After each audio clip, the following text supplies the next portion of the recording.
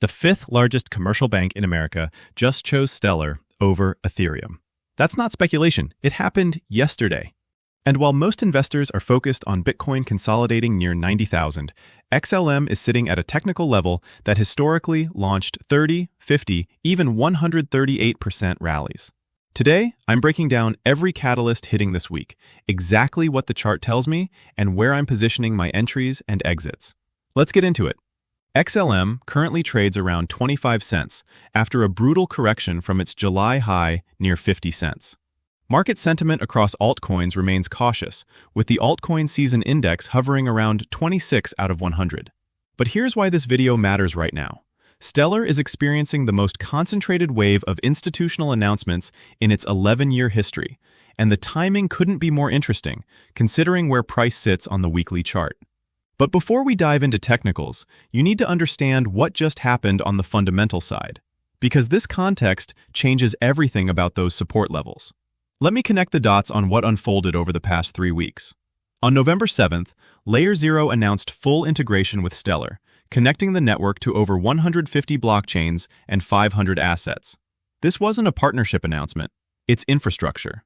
LayerZero moved $38 billion cross-chain last month, and now that liquidity funnel connects directly to Stellar's payment rails. Then yesterday, the headline everyone's talking about. US Bancorp, managing $671 billion in assets, began testing custom stablecoin issuance on Stellar in partnership with PwC and the Stellar Development Foundation. Mike Villano, their head of digital assets, specifically cited Stellar's ability to freeze and reverse transactions at the protocol level, features that make it compliance-ready for regulated banking. This wasn't an experiment on some test net. This is America's fifth largest bank actively building on Stellar's mainnet. But it doesn't stop there. Franklin Templeton just filed to expand their EZPZ crypto index ETF, adding XLM alongside Solana, Cardano, and Chainlink effective December 1st. That's institutional money flowing into passive XLM exposure starting next week. And looking ahead, Stellar's X-Ray upgrade introduces zero-knowledge privacy tools. Testnet voting January 7th, mainnet January 22nd. This positions Stellar for institutions wanting programmable privacy without sacrificing transparency. The AUDD stablecoin, Australian Digital Dollar, also crossed $1 billion in organic transaction volume on Stellar. No wash trading, no liquidity farming. Real commercial activity. These aren't disconnected events. They're signaling coordinated institutional infrastructure build-out. Now let's translate this fundamental momentum into what the chart actually shows.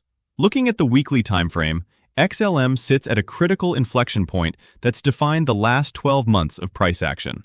Starting macro, price respects a descending trend line anchored from that July high near 50 cents.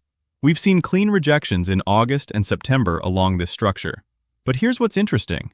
This mirrors the previous consolidation from November 2024 through May 2025, which broke upward and delivered a 120% move. Current price trades above the 200 simple moving average around 20 cents. That's the green line providing long-term trend support. However, we're below the 10 and 21 EMAs and fighting directly at the 100 EMA. This battle zone around 25 cents determines whether bulls reclaim short-term momentum. Key Fibonacci levels anchored from the 63-cent November 2024 high down to 20 cents in April give us the roadmap. The 236 retracement sits at 30 cents, our nearest resistance, and the level that rejected price repeatedly. The 618 at 47 cents aligns almost perfectly with the volume profile point of control at 43 cents. That point of control acts like a magnet once momentum shifts. The Heikinashi RSI on the weekly shows extreme oversold conditions starting to curl upward, similar to April's setup before a 40% bounce, and July before that 120% extension. For my strategy, I'm loading within the 19 to 28 cent zone. My invalidation?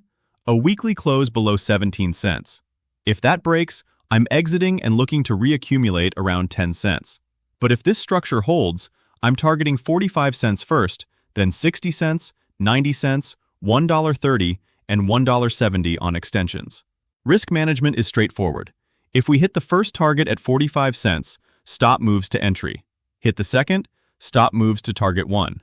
Trailing protection as the thesis plays out. The confluence here is rare.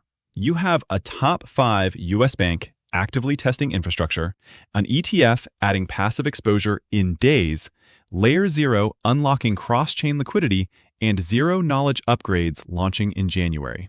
All while price sits at historically explosive support. Best case, weekly reclaims 30 cents, and we're looking at a measured move toward the 60 to 90 cent range into Q1. Worst case, weekly closes below 17 cents. The pattern invalidates, and we're looking at another leg down before rebuilding. What changes my thesis?